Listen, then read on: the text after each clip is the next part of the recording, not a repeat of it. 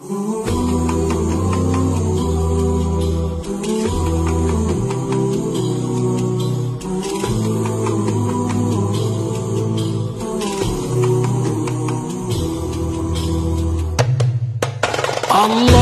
itu ada tanpa tempat, tanpa waktu.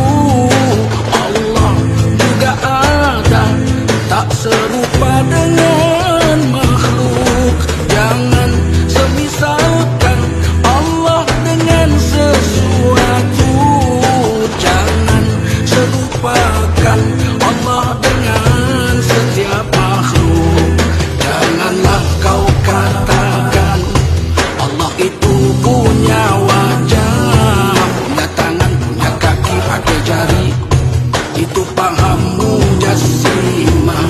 Janganlah kau katakan Allah bertempat di arasy, terkadang di langit, turun pula ke bumi. Itu pahammu syabbihah. Jangan pula kau katakan Allah ada di mana-mana.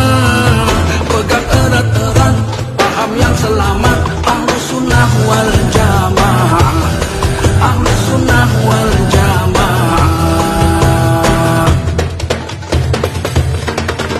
Allah itu ada tanpa tempat, tanpa waktu.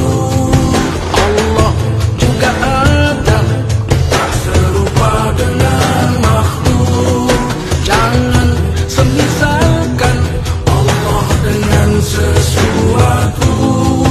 Jangan serupakan Allah dengan setiap makhluk.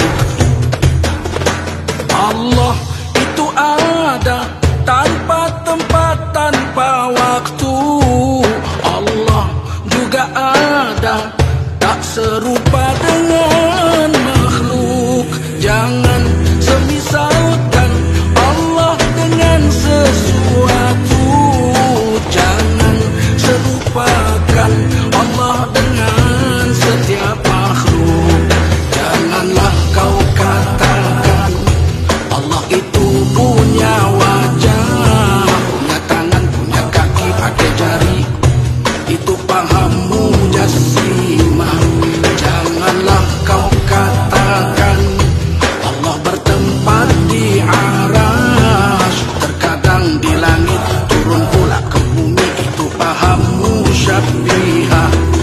Jangan pula kau katakan Allah ada di mana-mana.